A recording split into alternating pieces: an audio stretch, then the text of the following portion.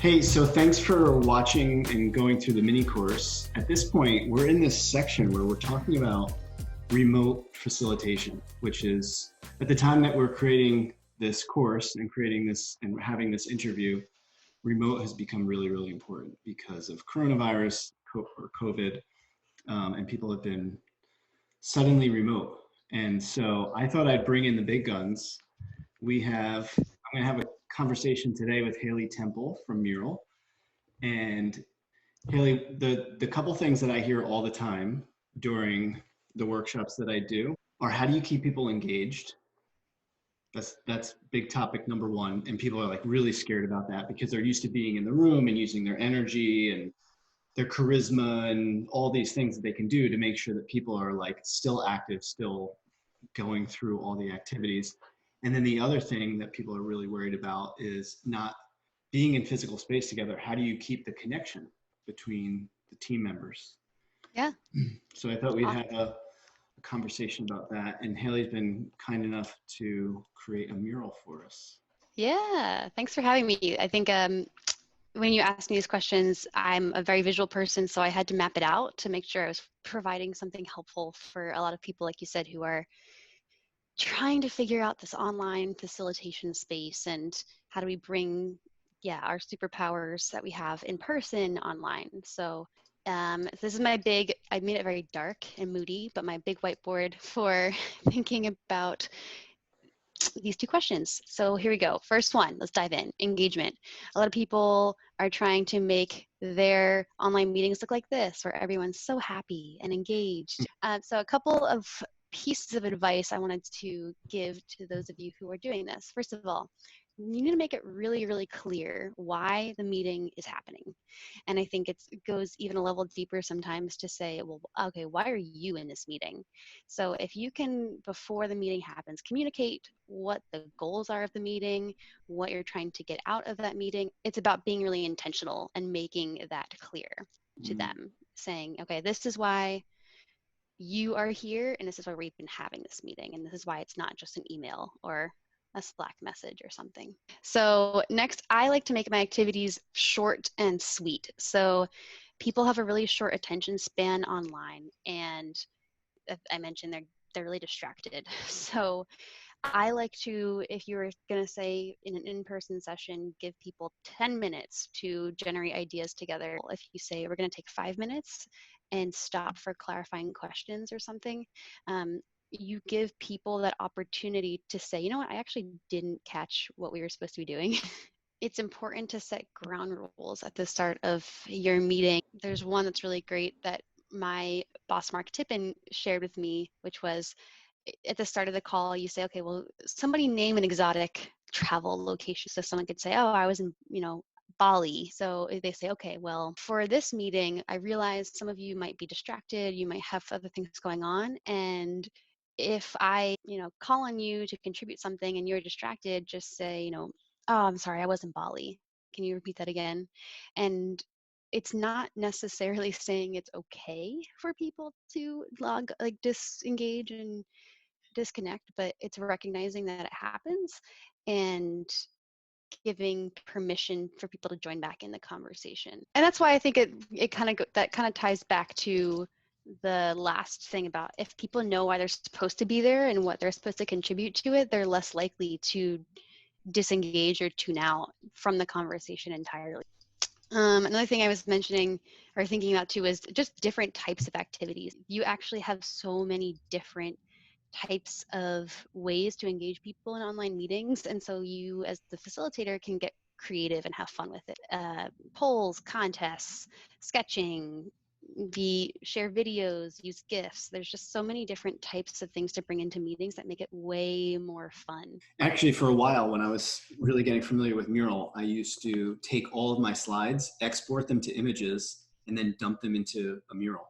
Mm-hmm. Just to keep us all in this center space, because I think like the moment that you fire up Keynote or PowerPoint and take people out of this hub that you've organized them in, it feels like a disconnection. What are some other ones that you recommend? Something that I found like really interesting is when you have a large group of people and you want to hear from everyone, but you don't have time to specifically go through each and every single person's feedback on an activity or something that they were thinking about. Spend the next 20 seconds, put your thoughts in the chat, and then the facilitator goes through and sort of like picks 2 or 3 things that he or she wants to call out. Mm-hmm. So you feel heard, but the facilitator also doesn't lose a ton of time going through 20, 30, 40 people's feedback. Right. That's nice. That's a good one. I'm gonna keep going along the wheel if that's okay. Let's do it. All right. So next one is stories. So think about what attracts you to a long conversation. Like, why do people read Harry Potter books that are really freaking long? Because it's a story and people want to be part of a story. And so I think if you make your meeting a story structure, you're going to have more people engaged and wanting to see where the story goes. I added this, I love this hero's journey agenda. You can actually use this method for telling people about what you're going to do today in that meeting or that workshop, and it gives people a lot of clarity and it excites them. I really like the hero's journey too, because there's moments in here where you can point out that you're going to feel lost at points, and there's going to be things where you're thinking, how am I going to take this back into the work that I'm doing? And that's totally normal. That's part of the experience. So you make it safe for them to sort of like go all over the map in terms of feelings and emotions about the conversation that you're having. Right. And I think you do a great job at that, calling those things out. Like, hey guys, we're in the pit right now. We're a little bit stuck, but let's talk about how we can get out of it and build our power. So my last one for engagement is just confirm humanity, is making sure that you are recognizing that you're not robots, you're people, and creating a space for people to be vulnerable. So I love what you and Daniel have done, which is taking a moment for deep breaths, making time for moments, recognizing that we're all going to mess up at some point in this experience, and being okay with it. People ask me that too all the time when it comes to this whole conversation about engagement. And some of the things that I do in person, I can still do remotely. I can still message somebody one-on-one and say, how is this for you? What's happening for you? What are you noticing? And just have those individual conversations with people. Hopefully now we've given you a little bit to think about in terms of keeping engagement up in your remote workshops. And what is next, Miss Haley? Next, we talk about connection. This has been a very common question I've had as well, and I imagine you have too, where it's building connection with people in a short span of time. So a meeting, a workshop, whatever, where you need to get that quickly. And then also from a longer term perspective, it's important to do your homework on the people who are going to be in the meeting and what's their mindset on the topic that you're going to present on or we talk about that day. And you and Daniel have done a great job choosing to do meditation at the start of your sessions and focus people on being centered and ready for the day. And I think that's been a really wonderful and necessary warm up to do. It made people calm and focused and ready to work together. Yeah, I think what I've experienced the first time that I led anything that was mindful, I was like racked with nerves and fear that this was a work thing, and now I'm bringing this sort of like woo-woo mentality into the setting. But most people were like, "Thank you for doing that." Like, today was such a horror, like a shit show, and I really needed that moment just to like arrive. Yeah, and it sets the tone, right? Some other warm-ups I can share that I enjoy and that get people creative and working and confident with the tools. What I love is Draw Toast, and that's one that people use in-person meetings as well, but it's fun to see how people visualize and create visuals in a digital space, and it gets them aware of how they can do this in an online setting. So I love Draw Toast. I use it before I do an activity like for example, a storyboard, where I have to get many people to build on top of another person's ideas to create this sort of cohesive narrative. yeah, I love that one. Another one I like is Squiggle Birds, which is another classic where, I'm gonna draw the drawing tool over here. You tell everyone to draw squiggles, and then you gotta make a bird out of it. So beak, and then here's his little feet. And that's just a really fun, quick one that it gets people loose and getting creative and stuff like that, but still really rewarding. And then my last thing to mention is just going to the question of building connection outside of meetings, which is a challenge, I think our head of culture and collaboration, Lila, has been doing a great job thinking about introducing moments for us to connect with people in different locations. So in Slack, this is our like Slack channel, she's been giving a little bit some questions. So what's your go-to snack to drink or re-energize? What's the most enjoyable thing you did at home this weekend? What's an uplifting or inspiring story you heard? So she pops these questions into our general channel, and then it creates these long threads of responses, and people put in links and gifs and pictures and personal photos, and it's just really wonderful to have. I read them every day and answer them because it's so fun to find something in common or find something funny or insightful from a teammate who you've met in person once, but you guys are a lot more alike than you realized. Thinking about that and giving moments for that is so important. So it's just being intentional about that.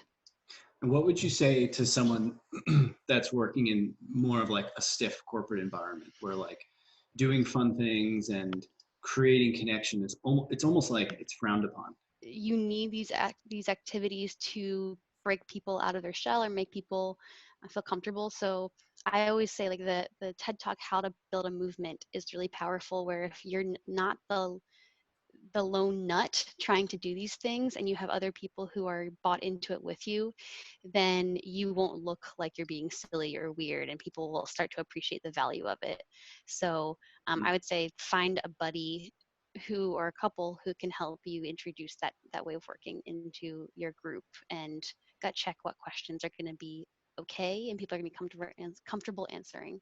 Yeah, maybe even having those people be the first to respond to prompts like this to make it look like it's okay. Like, okay, people are doing this, I might as well join in the fun. Exactly, and that's what they're your buddies, like a plant in a way, where you're saying, hey, I'm going to post this question at noon, and can you just log on and answer it? Cool. Yeah.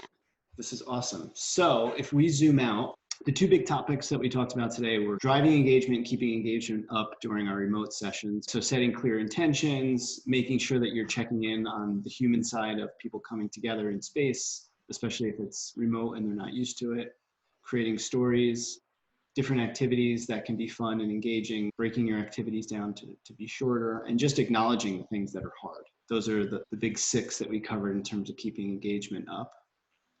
And then the other was driving connection, especially as we're all spread out all over the world. And so for those, we had things like meditation, just like quiet time. We had some good warm-up activities, squiggle birds, draw toast, and then your power-up questions, which is a place to ask questions and let the team kind of jump in and share more about what they're feeling about a topic or answer questions. So it's cool. You know what I really like? You're seeing a lot of people sharing stuff from their home and their personal lives. And I know in the States, there's a big divide between what you do at work and what you do at home. And I feel like remote actually shrinks that gap. Yeah, it was just so wonderful. Awesome. Well, thank you for sharing some of your wisdom with us. If you're watching the mini course and following along, I hope it's helpful. Hope that you can keep up the engagement. It's not so scary. You just have to try it. You have to allow people to show up and rumble through some of these things. That's been my experience, just to try, experiment, ask for forgiveness, and people are willing to actually work through it with you. So these have been some great tips. Yeah, cool. Thanks, Haley. Yeah, thanks for having me.